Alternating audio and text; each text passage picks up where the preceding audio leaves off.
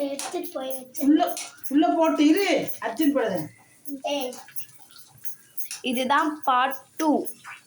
நாங்கள் பானிபூரி செய்கிறது. இது எப்படி இருக்குன்னு பார்த்து சொல்லுங்க, மறக்காம சொல்லுங்க. பாய். பாருங்க எப்படி இருக்குன்னு பாருங்க. இப்போ இந்த மாதிரி பஃப்னு வருதா? நான் போன பாட்டிலேயே சொன்னேன் இந்த மாதிரி பஃப்னு வந்துச்சுன்னா எடுத்துடணும். நான் அது ஒரு செகண்ட்லேயே வந்துடும் பஃப்னு. எப்போ எடுத்துட்டாங்க. இப்போ இன்னும் கொஞ்சோண்டு தான் இருக்கு. அவ்வளோதான், முடிஞ்சிருச்சு. இதான் லாஸ்ட். எப்படி இருக்குன்னு பாருங்க, பார்த்து சொல்லுங்க.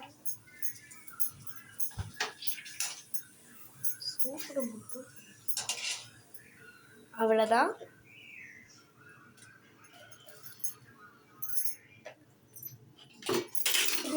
இப்போ இது எப்படி செய்யறதுன்னு பார்த்தீங்கன்னா, இதுதான் மசாலா.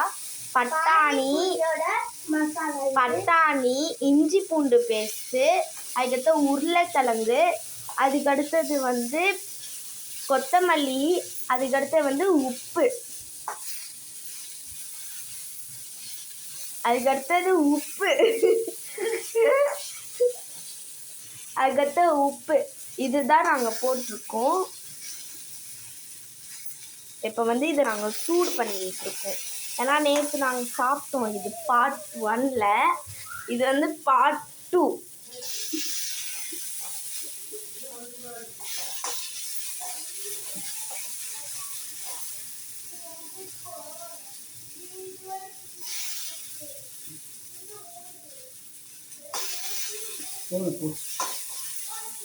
மசாலா வந்துருச்சு, பானி வந்துருச்சு, பானிபூரி வந்துருச்சு.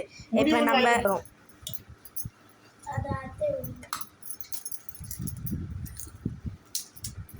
நம்ம இதை டேஸ்ட் பண்ணி பார்க்கலாம்.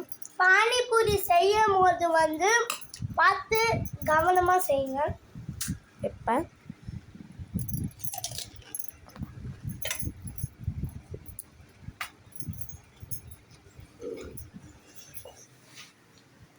இல்லை மாமா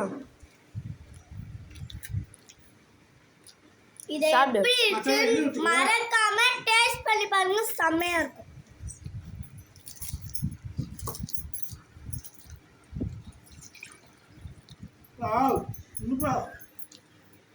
எப்படி இருக்கு காவியா? ஓகே, இதை பார்த்தவங்களாம் லைக் பண்ணுங்கள், ஷேர் பண்ணுங்கள், சப்ஸ்கிரைப் பண்ணுங்கள், கமெண்ட் பண்ணுங்கள். தேங்க்யூ.